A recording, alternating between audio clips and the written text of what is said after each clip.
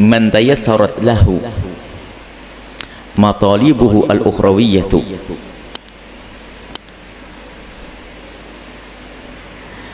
barang siapa yang telah dimudahkan bagi orang tersebut matalibu al-ukhrawiyatu, keinginan-keinginan, harapan-harapan ukhrawi, maksudnya pekerjaan-pekerjaan ukhrawi, akhirat, digampangkan urusan kebaikan. Jika ada orang yang dimudahkan urusan kebaikan, kalau kebaikan kan ukhrawi, wa ta'assarat alaihi, tapi susah bagi orang tersebut matalibu ad-dunyawiyatu, urusan dunianya. Ada kan orang begitu, urusan ibadah gampang banget, puasa, sholat, tapi fakir, nyungsep. Bagaimana orang kayak begini? Apakah terhinakan? Oh, bukan. Ranking 1 dia, ranking 1 dia. Makanya jangan sampai yang saat ini diuji dengan kesusahan di dunia, tak taunya di akhirat susah juga. Maka orang yang jenis ini, rombongan ini, urusan kebaikan begitu mudah, maksiat susah, tapi cari fulus susah. Maka ini rombongan golongan orang ini adalah ranking 1 tertinggi, min warathatin nabiyyin, pewaris nabi yang sejati, pewaris nabi yang sejati. Baginda Nabi Muhammad SAW biasa menemukan kelaparan, sehari makan, sehari tidak, sehari makan, sehari tidak. Bahkan ditawarkan oleh malaikat, kalau seandainya mau dirubah itu gunung jadi emas, ini saya akan diwujudkan, Allah akan kabulkan. Nabi Muhammad mengatakan tidak, aku ingin seperti ini. Sehingga merasakan lapar. Di saat aku merasakan lapar, aku bisa merasakan hidupnya fakir miskin. Dan di saat diberi oleh Allah makanan yang cukup, maka Nabi bisa bersyukur seperti orang-orang kaya. Maka Nabi akan menjadi contoh untuk semuanya. Dan Nabi biasa kelaparan, sampai pernah dalam hadis yang panjang Imam Muslim mengisahkan, Nabi Muhammad bertanya kepada istri yang pertama, ada makanan? Enggak ada, enggak ada, enggak ada, enggak ada. Sampai begitu laparnya Nabi bertanya kepada sahabat. Ini menunjukkan bahwasanya dalam keadaan mendesak yang sangat lapar, boleh saja kita bertanya kepada kawan dekat, barangkali punya. Lalu berkata Nabi, ada yang bisa menjamu kami, menjamu saya? Karena memang Nabi wajar, jadi bukan suatu yang terlarang. Ini petunjuk juga bahwasanya dalam keadaan darurat lapar kita boleh minta. Padahal Nabi bisa saja tidak minta, akan tapi ternyata justru Nabi mengatakan begini sebagai contoh, sah saja. Biarpun yang terbaik nggak perlu pakai minta. Nabi kenapa anda yang terbaik? Maka apapun dilakukan Nabi akan jadi contoh bahwasanya minta begitu adalah dalam keadaan darurat, lapar banget. Lalu Nabi mengatakan, ada yang mau menjamu? Ada, saya Rasulullah. Hadis panjang ini. Orang ini pede aja, belum tentu, pokoknya pengen jamu, sampai di rumah ngomong istrinya, ada makanan enggak di rumah? Ada untuk makanan anak-anak. Hah? Nggak ada yang lain? Nggak ada. Sudah masak, kemudian anak-anak bikin dia lalai sampai tertidur. Kemudian nanti kalau ada tamu datang, biar nggak ngelihat kalau kita nggak makan, kita pura-pura makan, biar tamunya saja yang makan. Akhirnya tamunya dimasukkan, yang tidak lain adalah Nabi Muhammad. Istrinya nggak ngerti siapa tamunya. Setelah itu di dalam pura-pura makan kotak-kotak begitu, isinya nggak ada apa-apa, hanya bunyi kotak-kotak, ikut makan. Sampai pagi hari suami istri disanjung oleh Allah. Allah ridho, disanjung, berarti kan ahli surga. Setelah itu dengan apa yang kau lakukan, perbuatan yang unik, pura-pura makan. Hanya bagaimana agar tamunya itu ikut makan. Ini sebuah kisah yang terjadi pada Nabi, dan ini bukan hal yang berlebihan, karena itu sebagai contoh. Nabi juga pernah merasakan semacam itu, kelaparan.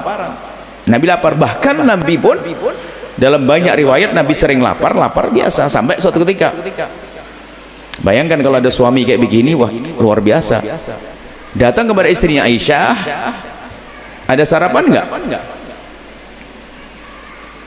Jawabannya enggak ada ya Rasulullah. Wah, kalau orang hari ini gantengnya enggak kira-kira ngomong, ya Aisyah, kalau nggak ada sarapan nggak apa-apa, aku akan puasa. Idan asum. Masya Allah, ini suami hari ini, suaminya istri yang ngomong nggak ada sarapan langsung saya akan puasa. Loh, gimana nggak ada?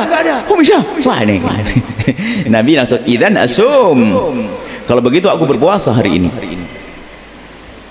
Tapi nggak usah diuji suamimu, nggak usah, nanti nguji suaminya nggak akan kuat ujian begitu. Nggak pakai ujian dah, kita pakai nikmat terus deh, buatin masakan yang enak, nanti diuji idan asum. Kalau begitu aku berpuasa, artinya menunjukkan bahwa Nabi biasa dengan lapar.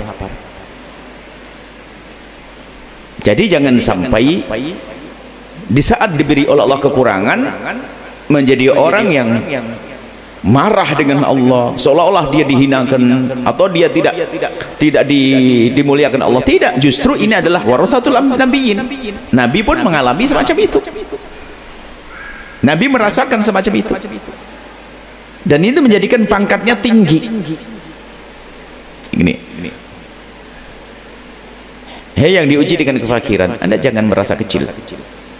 Agung di hadapan Allah Subhanahu wa taala. Biarpun kita tetap berusaha untuk menjadi orang yang cukup, tidak merepoti orang lain dan sebagainya. Cuma namanya hidup, barangkali mungkin Anda mendengar suara ini, dimudahkan urusan ibadahnya, tapi urusan rezeki disempitkan. Ketahuilah bahwasanya sempitnya rezekimu itu juga adalah pengangkatan derajat kalau orang itu tahu. Sebab susahnya, sedihnya, laparnya itu akan jadi pahala juga karena dibarengi dengan kesabaran yang tidak bisa dibayar, tidak bisa disaingi, tidak bisa disamai oleh orang yang bersolat puluhan rakaat. Dengan sabarnya seorang fakir, sabar yang kekurangan, maka ini menjadikan dia diangkat derajatnya. Ini kabar gembira bagi yang diuji oleh Allah dengan kefakiran, dengan kekurangan, akan tapi kok dimudahkan dalam urusan ibadahnya, urusan kebaikannya. Di dunia tidak disanjung-sanjung karena dia fakir, tapi dia adalah orang ranking 1, pangkat tertinggi. Yang kedua adalah wa man tayassarat matalibuhu ad-dunyawiyatu wal ukhrawiyatu. Jika ada orang yang dimudahkan urusan dunianya dimudahkan, wal ukhrawiyatu, urusan akhirat juga dimudahkan, fulus, lancar jaya. Masya Allah, jualan apa saja jadi duit, kemana saja Masya Allah duitnya melimpah, disedekahkan masih saja melimpah, kaya raya. Ibadahnya juga Masya Allah, maksiat jauh. Bagaimana orang semacam ini? Fahuwa min ashabil yamin. Ini adalah golongan ashabul yamin.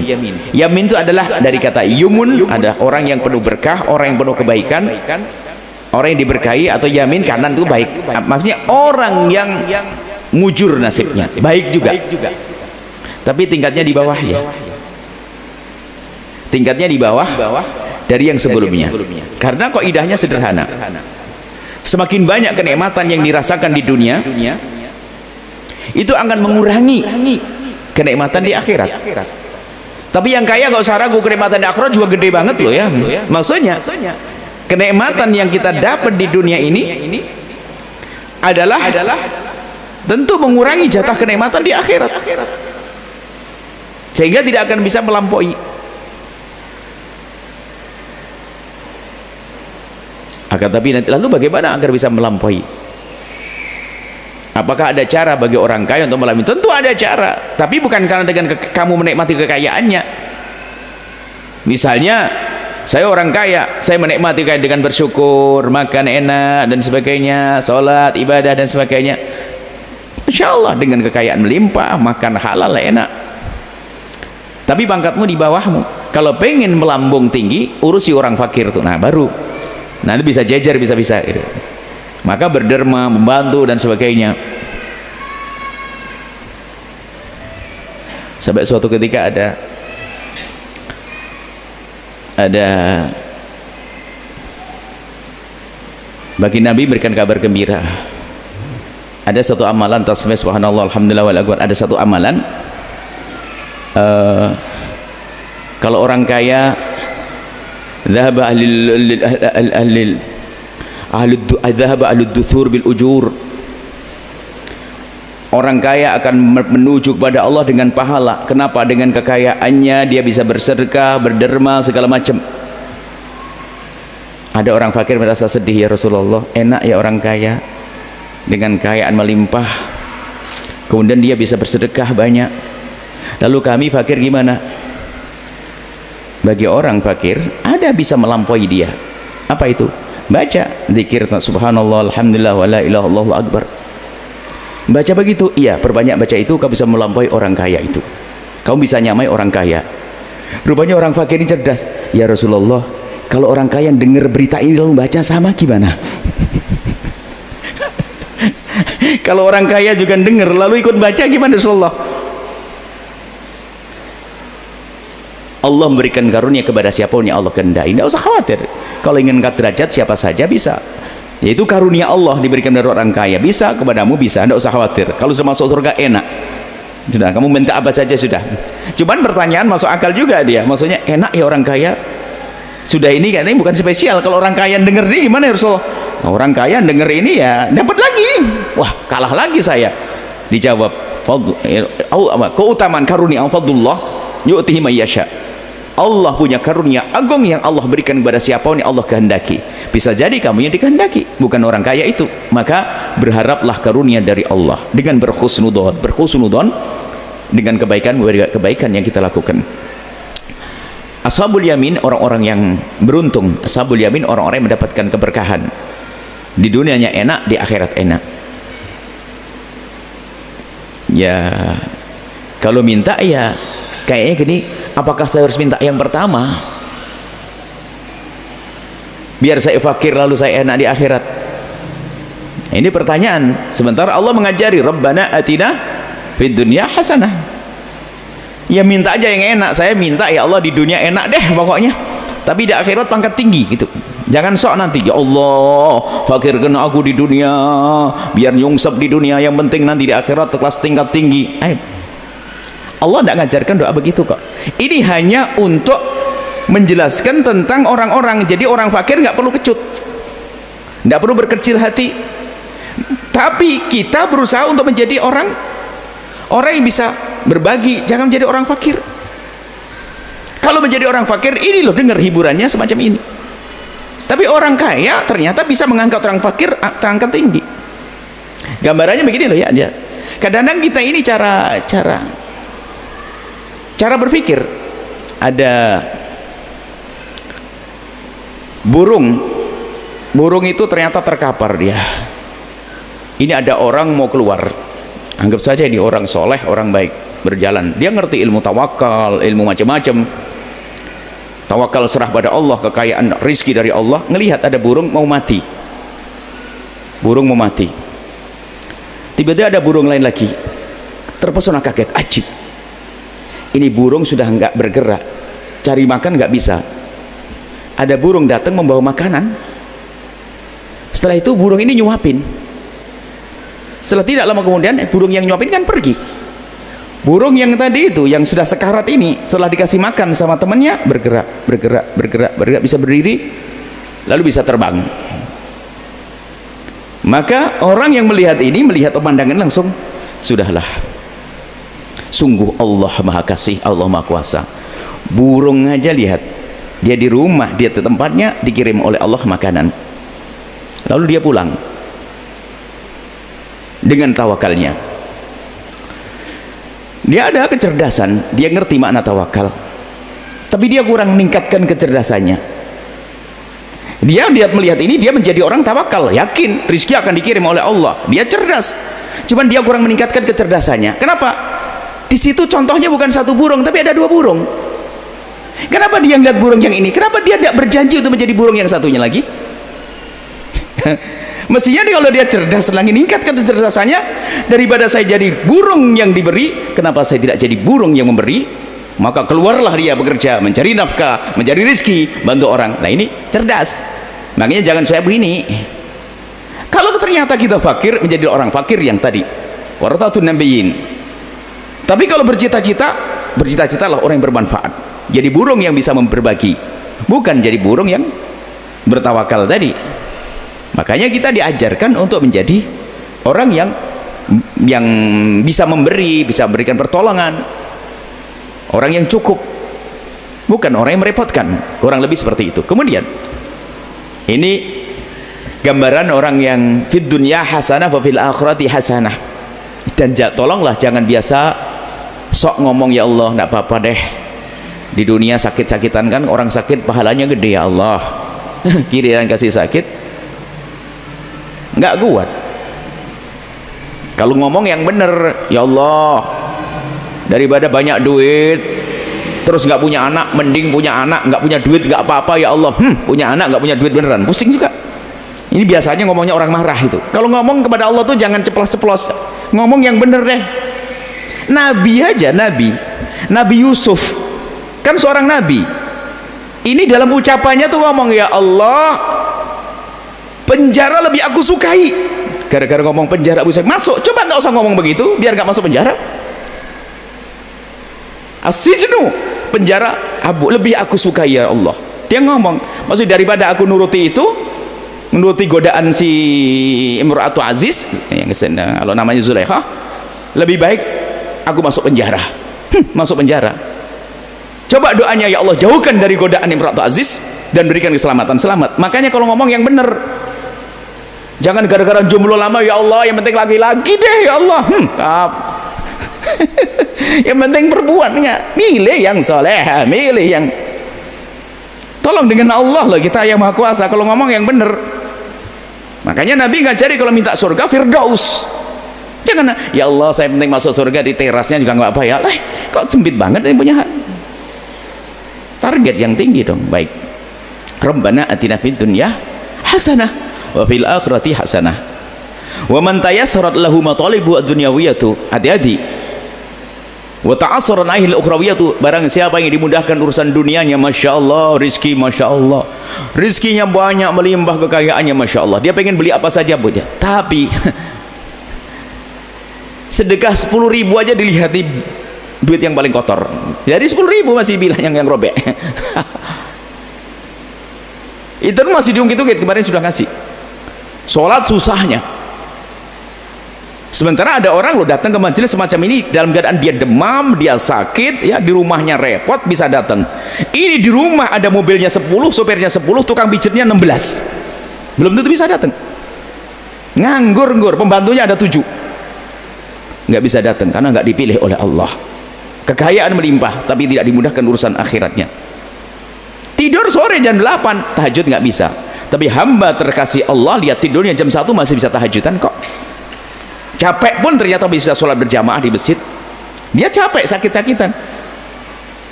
Sementara ada orang diberi oleh Allah segala kebaikan, kekayaan melimpah, kesehatan yang penuh, akan tapi urusan dunia dimudahkan, ta'assarat alil ukhrawiyatu, tapi urusan akhiratnya kok susah. Wa hum minal mustadrajin, ini orang yang mendapatkan istidraj. Istidraj itu adalah tampaknya sebuah karunia, akan tapi adalah siksa. Siksa dalam bentuk siksa yang disiapkan. Kalau ada orang mau berjalan, Anda dorong begini biar sampai tujuan.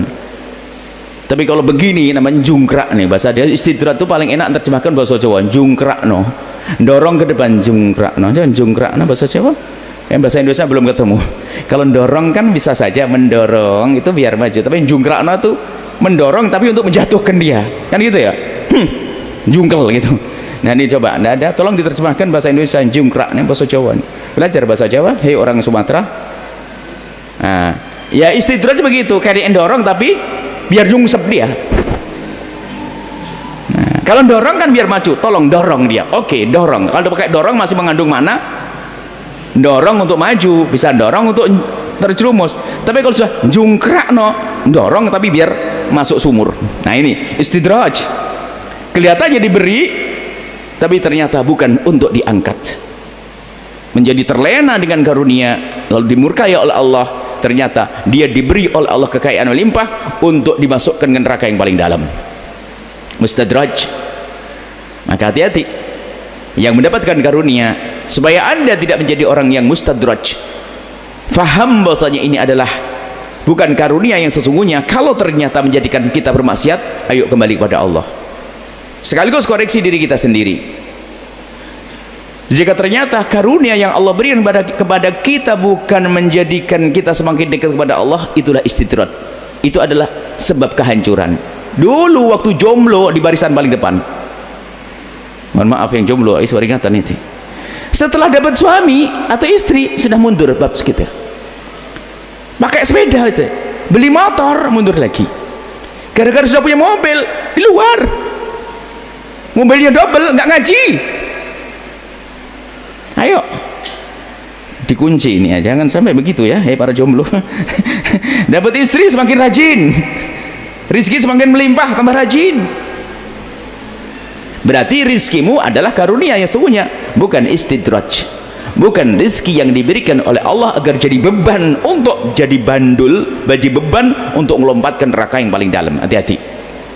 Maka lihat, suamimu apakah menjadikan kau semakin dekat kepada Allah, istrimu akan menjadikan dirimu semakin dekat kepada Allah atau tidak. Jika ternyata tidak, itu adalah petaka. Istrimu petaka, suamimu petaka, rizkimu petaka. Kelihatannya nikmat tapi membawa sengsara. Wa man ta'assara alaihi matalibul ukhrawiyatu wa dunyawiyatu, kalau ada orang ukhrawiyahnya susah beribadah, dunianya juga susah, nah mamkut. Dia orang mendapatkan rahmat, orang terkutuk dia itu. Di dunia juga nggak ada enaknya. Di dunianya, makanya sudah fakir, nyungsep, nggak sholat. Wah Allah, masya Allah. Mabuan lagi, suka zina, habis-habisan dia, masya Allah. Mamkut, maksiat jalan, rezeki sempit, ibadah susah. Dia adalah orang-orang yang terkutuk, terjauhkan dari rahmat Allah Subhanahu wa taala. Sebab Allah juga memberikan rahmatnya kepada orang kafir, sehingga Allah itu sifat Ar-Rahman Ar-Rahim. Kalau sifat Rahman Allah itu, Allah berkasih sayang kepada orang yang beriman dan yang tidak beriman, sehingga di sana ada keluarga kafir yang berbahagia dengan Rahman Allah, sifat Rahman. Tapi kalau Rahim itu hanya kasih sayang yang Allah berikan hanya ahli surga saja nanti, orang kafir enggak. Nah ini, jadi Allah memberikan kasih sayang ini enggak, Rahman Allah pun enggak nyambung. Fakir iya, maksiat jalan, ibadah enggak, masya Allah, mamkut. Lalu apa tujuan hikmah ini dihadirkan oleh Imam Haddad? Agar merenung kita, kalau anda golongan yang paling belakang ini, ayo kita berubah, naik. Bagaimana kita menjadi orang yang baik urusan akhiratnya, biarpun dunia belum baik. Setelah itu kita mencari urusan dunia dengan cara yang benar, yang baik. Ini adalah untuk mengoreksi, untuk melihat saya itu bagian mana sih kira-kira. Bisa jadi anda adalah termasuk orang yang mengucapkan alhamdulillah detik ini juga. Kenapa? Rezeki anda lancar, rezeki anda lancar, ternyata ibadah juga gampang. Atau yang pertama tadi, biarpun rezeki nggak lancar, ternyata ngajiku rajin, masih alhamdulillah.